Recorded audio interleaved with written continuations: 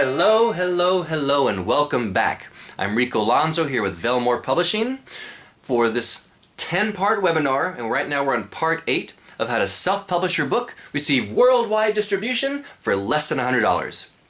Very exciting. Welcome back all those viewers who continue to come back week after week. And if this is your first time here, welcome. You can always go back and search the last 7 all the way up to number 8. Now this week we're talking about inserting your images into your books. For paperback purposes, this is my first title, The Tree, What If God Gave the World a Second Chance, about a Christian professor, sort of an Indiana Jones type character who finds a new Garden of Eden. But for paperback purchases, or paperback purposes, you want to insert images at 300 dpi. So as I mentioned before, you should always preview your next book. Make sure it's going to be 300 dpi.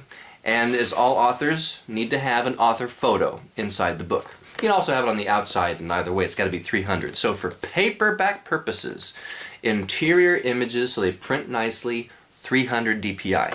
For the ebook, Kindle or Nook, they only have to be 72 dpi. If this is your first time here, we go very fast and focused on these web-based webinars, and so we're going to offer an extended DVD when these all 10 are over.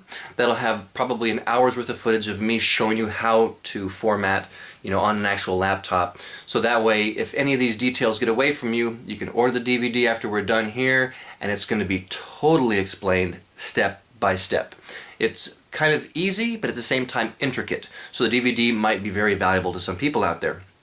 And that's it for this part 8 out of 10 of how to self-publish your book, receive worldwide distribution for less than $100. Again, my name is Rico Alonzo here with Velmore Publishing. Thank you so much for coming, and happy holidays, and we'll see you next week.